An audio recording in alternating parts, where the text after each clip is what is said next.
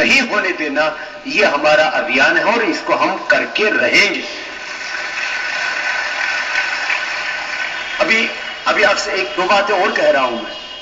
ये तो एक मुद्दा है, हमें अपनी शक्ति का संचय करना है। प्रथम मैंने कहा अभी एक गांव में एक योग शिक्षक तैयार करने की कार्य योजना 2010 और 2011 में हमको तैयारी करनी है। हम छोटे मोटे आंदोलन नहीं करना चाहते, हम वो आंदोलन करेंगे जिससे शहीद भगत सिंह की आत्मा प्रसन्न होगी, सुखदेव की आत्मा प्रसन्न होगी, चंद्रशेखर आजाद की आत्मा प्रसन्न होगी, राम प्रसाद बिस्मिल की आत्मा प्रसन्न होगी, महाराणा प्रताप चक्रवर्ती शिवा की आत्मा प्रसन्न होगी, गुरु गोविंद सिंह की आत्मा प्रसन्न होगी। ये वो आंदोलन है जो इस देश की तकदीर और तस्वीर बदलेगा। क्यों? क्योंकि हमारे साथ में सबसे बड़ा जो हाथ है वो परमात्मा का, और इस अभियान की जो सबसे बड़ी ताकत है, कोई दुनिया की शक्तिशाली वैभवशाली कंपनी, दुनिया के साम्राज्यवादी लोग जिनके पास में अरबों खरबों की दौलत है, कोई पैसे से हमको खरीद नहीं सकता और ताकत से हमको डरा नहीं सकता। ये दो ही चीजें इस देश में से खत्म हो जाए, यही दिक्कत रही है इस देश की। पैसे में बिक जाते हैं और जरा सा कोई दुनिया का ताकतवर देश आंख उठाता है तो डर जाते हैं।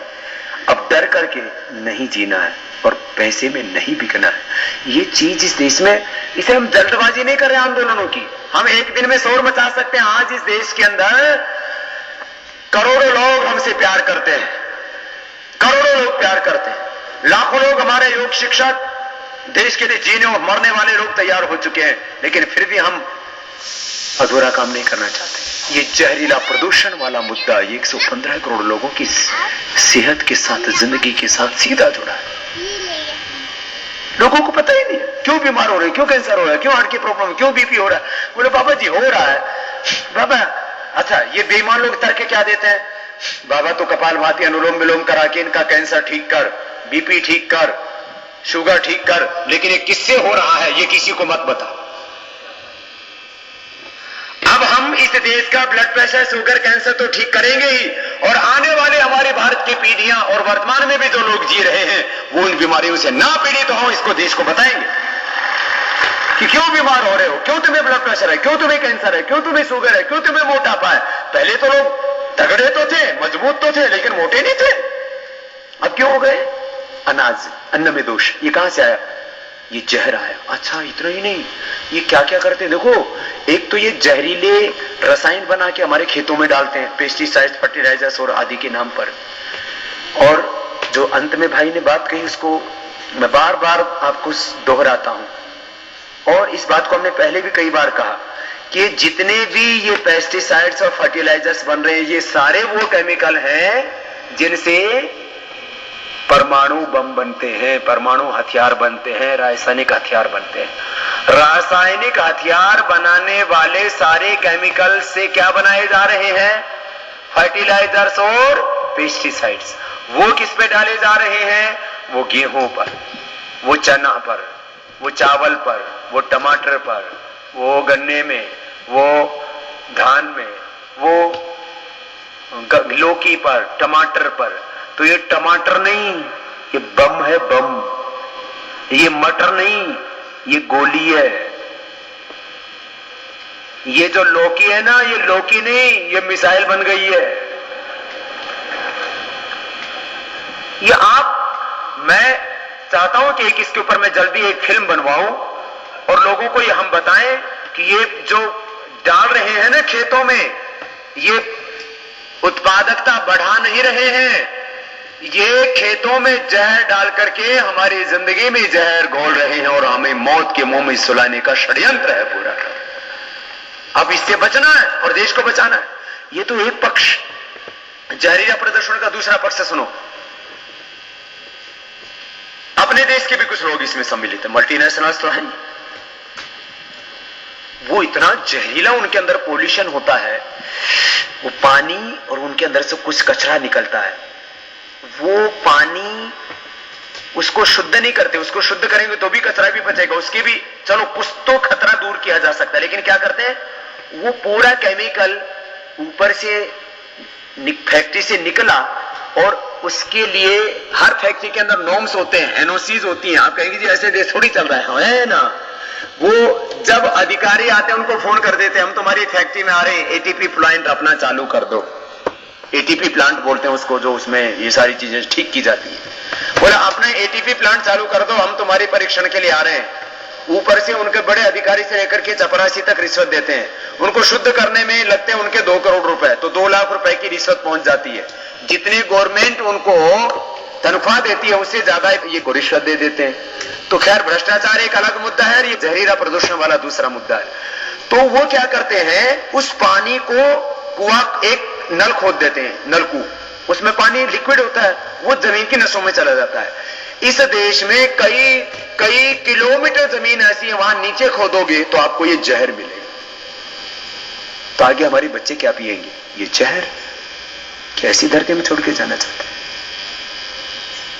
गंगा जी में नरोड़ा के बाद में, नरोड़ा यही बुलंदशहर के पास पड़ता है, बुलंदशहर के बाद गंगा में जो जल जाता है अभी बरसात के दिनों को छोड़ करके, उसमें 99% यही फैक्ट्रियों का गंदा पानी, कूड़ा कचरा, मल मूत्र, लैट्रिन, पेशाब, ये और हरिद्वार तक भी जो बचा हुआ है इसको भी ऊपर से कचरा करने की कोशिश की जा रही है। इतना ही नहीं, कितने जहरीली फैक्ट्री, ये तो पानी बताया मैंने, ऐसे उनमें से जो कचरा निकलता है उसको जमीन में डंप कर देते बिना ठीक किए, ट्रीटमेंट किए उसका। कुछ चीजें ऐसी है, एक केमिकल यदि खराबी करता है तो उसको ठीक करने के लिए दूसरा केमिकल होता है, उसको करने के लिए कॉस्ट लगती है, उस कॉस्ट को नहीं लगाते। फिर कुछ केमिकल ऊपर हवा में छोड़ देते हैं और वो हवा से वातावरण में फैल जाते हैं, फिर वर्षात पड़ती है तो नीचे आते हैं और सांस के माध्यम से हमारे भीतर जाते हैं। तो सांस के माध्यम से हमारे शरीर में, और वर्षात पड़ती है ऊपर आसमान में उड़ते रहते हैं तो खेत में आ जाते हैं, उससे धरती विषैली हो रही है। ये छोटा मुद्दा नहीं है, आम लोगों को समझ नहीं है इसकी, लेकिन भोगना पड़ेगा आपके और हमारे आगे बच्चों को। हम तो ब्रह्मचारी हैं, आपके बच्चों को भोगना पड़ेगा। ना राजीव जी ने शादी कराई है और ना आगे इरादा है, और हमने भी वो संकल्प लिया हुआ है। हमारे बात, सवाल हमारे बच्चों का नहीं है, सवाल इस देश के बच्चों का और देश के भविष्य का है, और उससे हमें कोई समझौता नहीं करना है। इस देश में इतनी बड़ी ताकत खड़ी करनी है कि सारे षड्यंत्रों का पर्दाफाश करना है। ये बहुत बड़ा काम है। हम सोचिए आप कैसा देश और कैसी दुनिया अपने बच्चों के लिए छोड़ के जा रहे हैं। क्या अपने आगे आने वाली पीढ़ियां हमको कोसेंगी नहीं, हमको लानत नहीं देंगी, हमको धिक्कारेंगे नहीं कि कैसे थे हमारे बुजुर्ग, कुछ नहीं सोचते थे हमारे बारे में, कैसा देश हमको देकर के गए, जिसकी हवा गंदी, जिसका पानी गंदा, जिसकी मिट्टी गंदी, जिसकी नदियां गंदी, जिसका खान पान गंदा, जिसका अन्न गंदा, जिसका दूध गंदा, जिसका सब कुछ। अब इसको ठीक करना। आज और भी विषय रखने हैं अभी। स्वामी जी 1 मिनट। हाँ बोलो बोलो। मैं 1 मिनट स्वामी जी की बात को पूर्णता करते हुए एक घटना आपको बताना चाहता हूँ। 1 ही मिनट की घटना है, मैंने खुद मेरी आंखों से देखा है और एक सर्वे किया है। मैं पिछले 10-12 साल से ये अभियान में लगा रहा हूँ। केरल और कर्नाटक जहाँ पे मिलते हैं, आप कभी अगर उधर गए हो, केरल और कर्नाटक जहाँ मिलते हैं, वहां पर एक बहुत बड़ा जिला है, उसका नाम है कासरगोड करके। तो वो पूरा इलाका केरल कर्नाटक बॉर्डर है। उस इलाके में सबसे ज्यादा केमिकल फर्टिलाइजर और पेस्टिसाइड का इस्तेमाल होता है प्रति हेक्टेयर के हिसाब से, सबसे ज्यादा। पंजाब है भारत में सबसे नंबर 1, आप जानते हैं। और पंजाब का भटिंडा जिला, अगर कोई आप आए हो तो भटिंडा जिला हिंदुस्तान में इस बात के लिए मशहूर है कि प्रति 1 एकड़ खेत में सबसे ज्यादा जहर जहां डाला जाता है वो भटिंडा है। फिर दूसरे नंबर पर जलंधर है, फिर उसके बाद होशियारपुर है। तो ऐसा ही इलाका है दक्षिण भारत का, कासरगोड का इलाका, केरल कर्नाटक बॉर्डर। वहां पे काजू के बागान है। काजू है, आप जानते हैं काजू, जिसको आप खाते हैं, शायद आज के बाद आप